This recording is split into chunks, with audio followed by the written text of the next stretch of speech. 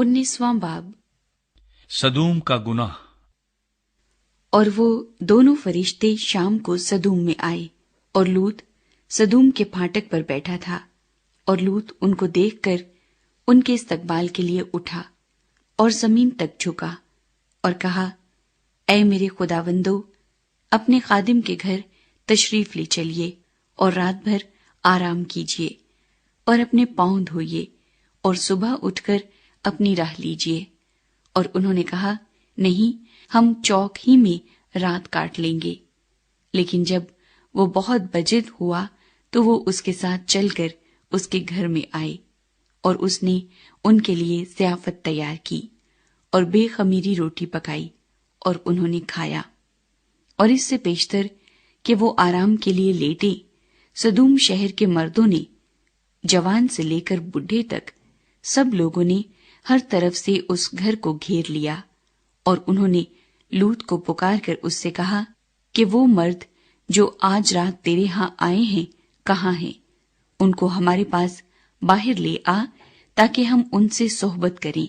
तब लूत निकलकर उनके पास दरवाजे पर गया और अपने पीछे कवाड़ बंद कर दिया और कहा कि ऐ भाइयों, ऐसी बदी तो न करो। देखो, मेरी 2 बेटियां हैं जो मर्द से वाकिफ नहीं। मर्जी हो तो मैं उनको तुम्हारे पास ले आऊं, और जो तुमको भला मालूम हो उनसे करो, मगर इन मर्दों से कुछ न कहना, क्योंकि वो इसी वास्ते मेरी पनाह में आए हैं। उन्होंने कहा, यहां से हट जा। फिर कहने लगे कि ये शख्स हमारे दरमियान कयाम करने आया था और अब हुकूमत जताता है, सो हम तेरे साथ उनसे ज्यादा बदसलूकी करेंगे। तब वो उस मर्द यानी लूत पर पिल पड़े और नजदीक आए ताकि कवाड़ तोड़ डालें। लेकिन उन मर्दों ने अपने हाथ बढ़ाकर लूत को अपने पास घर में खींच लिया और दरवाजा बंद कर दिया।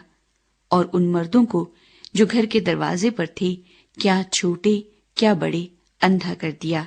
सो वो दरवाजा ढूंढते ढूंढते थक गए। लूत सदूम से रवाना होता है। तब उन मर्दों ने लूत से कहा, क्या यहां तेरा और कोई है? दामाद और अपने बेटों और बेटियों और जो कोई तेरा इस शहर में हो, सबको इस मकाम से बाहर निकाल ले जा, क्योंकि हम इस मकाम को नेस्त करेंगे, इसलिए कि उनका शोर खुदावंद के हजूर बहुत बुलंद हुआ है और खुदावंद ने उसे नेस्त करने को हमें भेजा है। तब लूत ने बाहर जाकर अपने दामादों से, जिन्होंने उसकी बेटियां ब्याही थीं, बातें की और कहा कि उठो और इस मकाम से निकलो, क्योंकि खुदावंद इस शहर को नेस्त करेगा। लेकिन वो अपने दामादों की नजर में मुजहिक सा मालूम हुआ। जब सुबह हुई तो फरिश्तों ने लूत से जल्दी कराई और कहा कि उठ, अपनी बीवी और अपनी दोनों बेटियों को जो यहां हैं ले जा।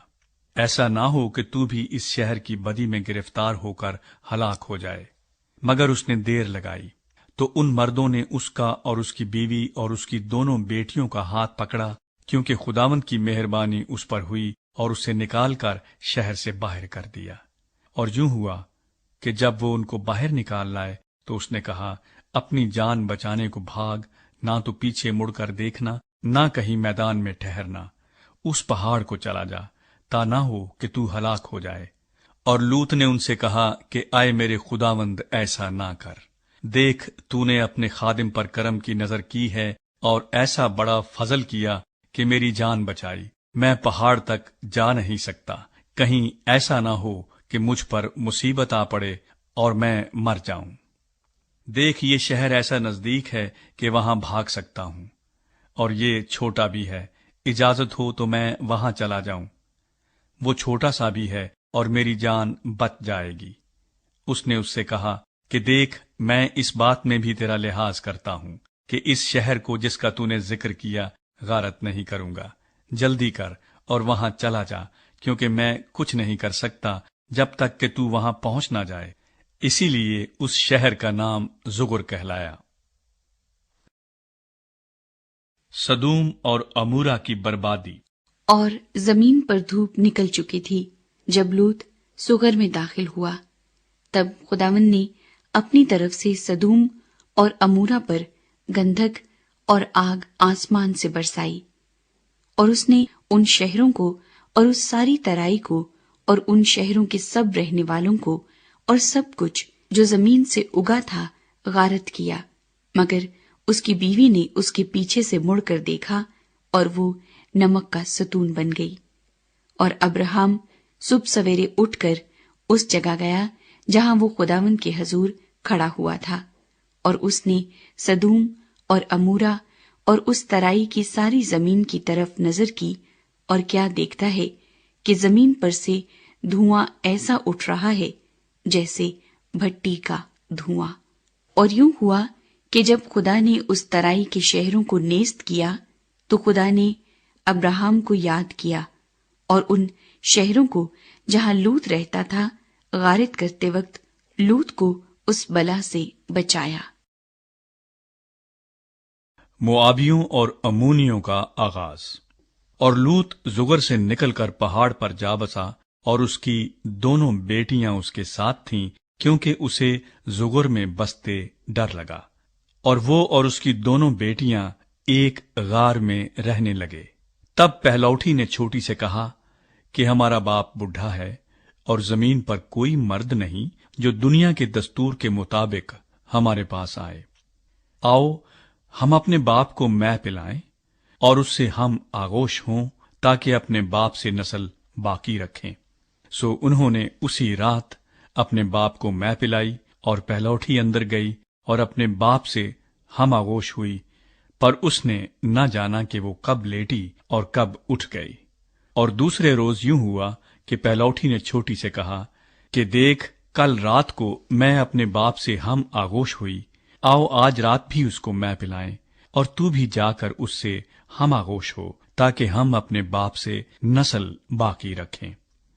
سو اس رات بھی انہوں نے اپنے باپ کو مے پلائی، اور چھوٹی گئی اور اس سے ہم آغوش ہوئی، پر اس نے نہ جانا کہ وہ کب لیٹی اور کب اٹھ گئی۔ سو لوط کی دونوں بیٹیاں اپنے باپ سے حاملہ ہوئیں، اور بڑی کے ایک بیٹا ہوا، اور اس نے اس کا نام موآب رکھا، وہی موآبیوں کا باپ ہے جو اب تک موجود ہیں۔ اور چھوٹی کے بھی ایک بیٹا ہوا، اور اس نے اس کا نام بن امی رکھا، وہی بنی امون کا باپ ہے جو اب تک موجود ہیں۔